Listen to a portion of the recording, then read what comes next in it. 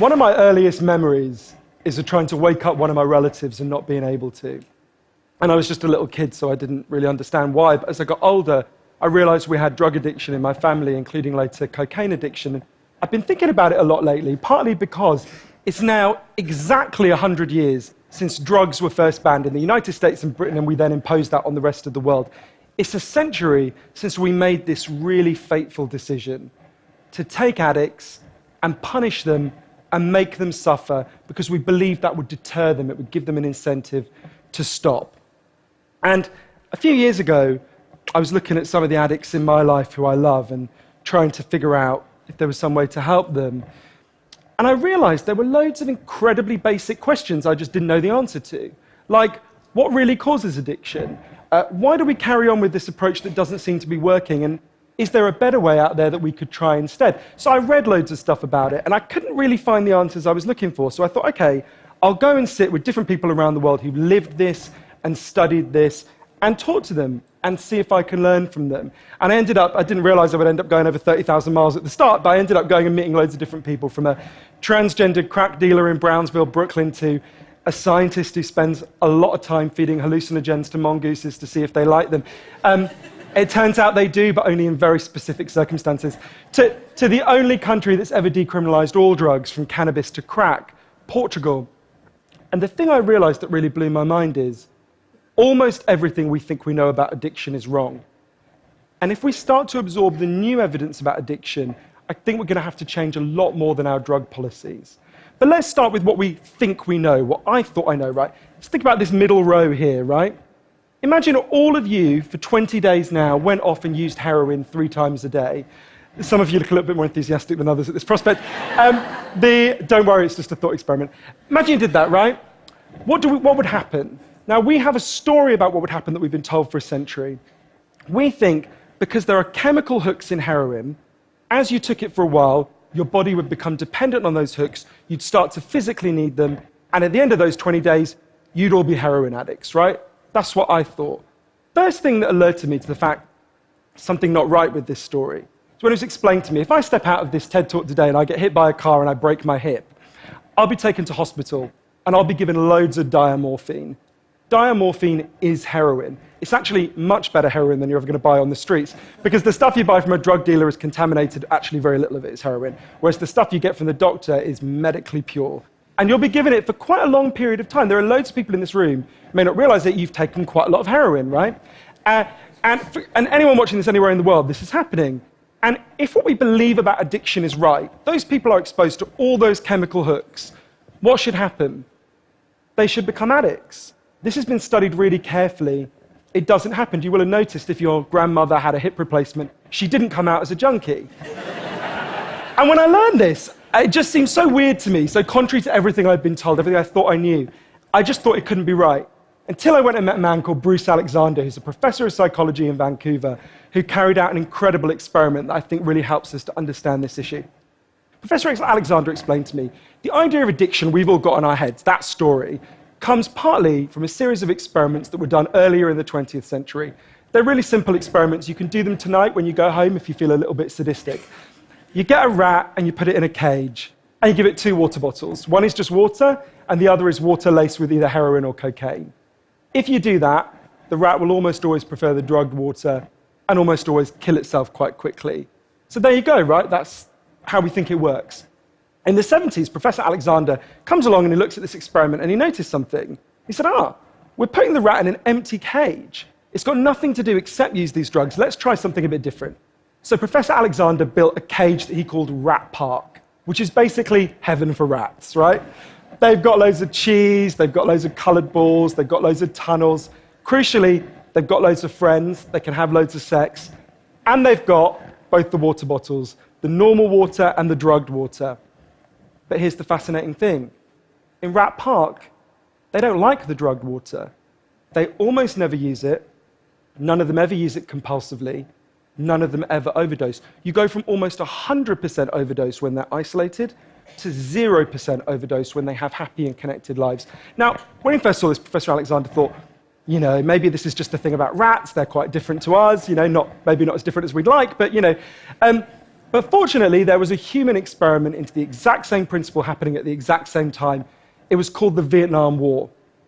In Vietnam, 20% of all American troops were using loads of heroin. And if you look at the news reports from the time, they were really worried because they thought, my God, we're going to have hundreds of thousands of junkies on the streets of the United States when the war ends. It made total sense. Now, those soldiers who were using loads of heroin were followed home. The Archives of General Psychiatry did a really detailed study, and what happened to them? It turns out they didn't go to rehab. They didn't go into withdrawal. 95% of them just stopped. Now, if you believe the story about chemical hooks, that makes absolutely no sense. But Professor Alexander began to think there might be a different story about addiction. He said, what if addiction isn't about your chemical hooks? What if addiction is about your cage? What if addiction is an adaptation to your environment? Looking at this, there was another professor called Peter Cohen in the Netherlands who said, maybe we shouldn't even call it addiction. Maybe we should call it bonding. Human beings have a natural and innate need to bond. And when we're happy and healthy, we'll bond and connect with each other. But if you can't do that because you're traumatized or isolated or beaten down by life, you will bond with something that will give you some sense of relief. Now, that might be gambling, that might be pornography, that might be cocaine, that might be cannabis, but you will bond and connect with something because that's our nature. That's what we want as human beings. And I think, at first I found this quite a difficult thing to get my head around, but one way that helped me to think about it is, and I can see, I've got over by my seat there a bottle of water, right? I'm looking at lots of you, and lots of you have bottles of water with you, right? Forget drugs, forget the drug war. Totally legally, all of those bottles of water could be bottles of vodka, right? We could all be getting drunk, I might after this. But we're not, right? Now, because you've been able to afford the approximately a gazillion pounds that it costs to get into a TED Talk, I'm guessing you guys could afford to be drinking vodka for the next 6 months. You wouldn't end up homeless. You're not going to do that. And the reason you're not going to do that is not because anyone's stopping you. It's because you've got bonds and connections that you want to be present for. You've got work you love. You've got people you love. You've got healthy relationships. And a core part of addiction, I came to think, and I believe the evidence suggests, is about not being able to bear to be present in your life. Now, this has really significant implications. The most obvious implications are for the war on drugs, right? In Arizona, I went out with a group of women who were made to wear T-shirts saying I was a drug addict and go out on chain gangs and dig graves while members of the public could jeer at them. And when those women get out of prison, they're going to have criminal records that mean they'll never work in the legal economy again. Now, that's a very extreme example, obviously, in the case of the chain gang, but actually almost everywhere in the world we treat addicts to some degree like that. We punish them, we shame them, we give them criminal records, we put barriers between them reconnecting. There was a doctor in Canada, Dr. Gabor Mate, an amazing man, who said to me, if you wanted to design a system that would make addiction worse, you would design that system. Now, there's a place that decided to do the exact opposite, and I went there to see how it worked. In the year 2000, Portugal had one of the worst drug problems in Europe. 1% of the population was addicted to heroin, which is kind of mind-blowing. And every year, they tried the American way more and more. They punished people and stigmatized them and shamed them more. And every year, the problem got worse. And one day, the Prime Minister and the leader of the opposition got together and basically said, look, we can't go on with a country where we're having ever more people becoming heroin addicts. Let's set up a panel of scientists and doctors to figure out what would genuinely solve the problem. And they set up a panel led by an amazing man called Dr. Joao Gulao to look at all this new evidence. And they came back and they said, decriminalize all drugs, from cannabis to crack. But, and this is the crucial next step, take all the money we used to spend on cutting addicts off, on disconnecting them, and spend it instead on reconnecting them with the society. And that's not, essentially, that's not really what we think of. What they did wasn't really what we think of as drug treatment in the United States and Britain. So they do residential rehab, they do psychological therapy that does have some value. But the biggest thing they did was the complete opposite of what we do. A massive program of job creation for addicts and microloans for addicts to set up small businesses. So say you used to be a mechanic. When you're ready, they go to a garage and they'll say, if you employ this guy for a year, we'll pay half his wages. The goal was to make sure that every addict in Portugal had something to get out of bed for in the morning. And when I went and met the addicts in Portugal, it's fascinating. What they said is, as they rediscovered purpose, they rediscovered bonds and relationships with the wider society. It'll be 15 years this year since that experiment began, and the results are in. injecting drug use is down in Portugal, according to the British Journal of Criminology, by 50%, 50%. Overdose is massively down.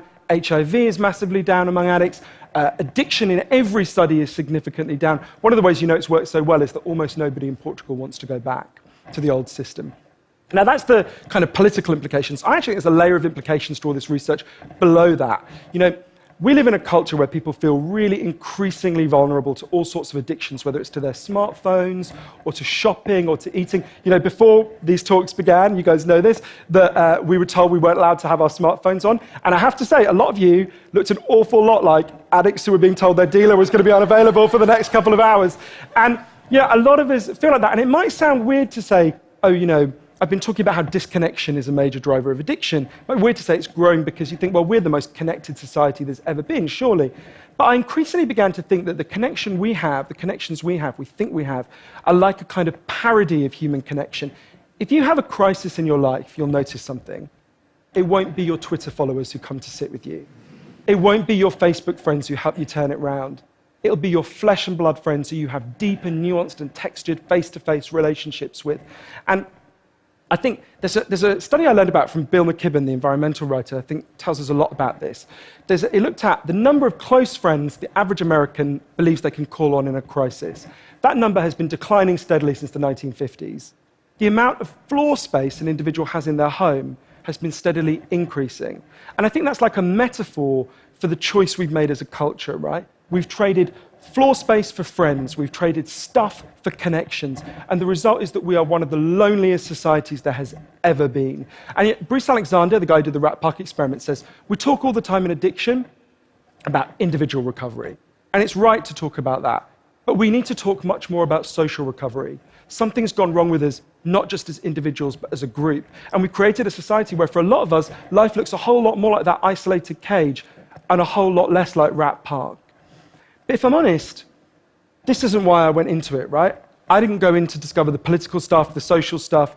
I wanted to know how to help the people I love. And when I came back from this long journey and I'd learned all this, I looked at the addicts in my life, and if you're really candid, it's hard loving an addict, and there's going to be lots of people who know in this room you're angry a lot of the time. And I think one of the reasons why this debate is so charged is because it runs through the heart of each of us, right? Everyone has a bit of them that looks at an addict and thinks, I wish someone would just stop you. And the kind of script we're told for how to deal with the addicts in our life is typified by, I think, by the reality show Intervention. If you guys haven't seen it, I think everything in our lives is typified by reality TV, but that's another TED Talk. If you've never seen the show Intervention, it's a pretty simple premise.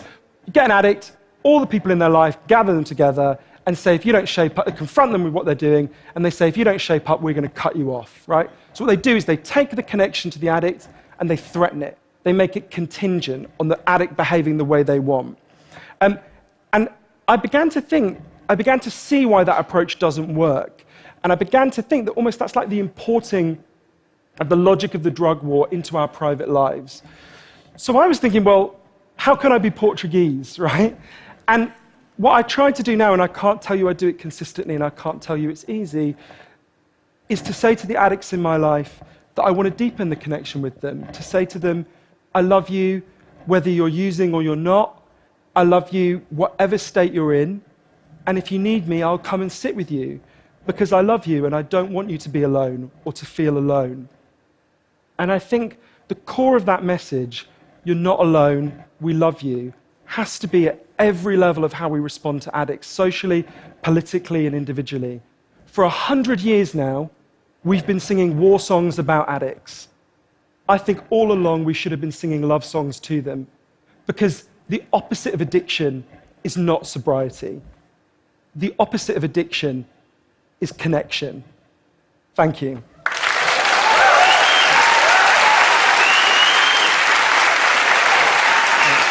Thank you.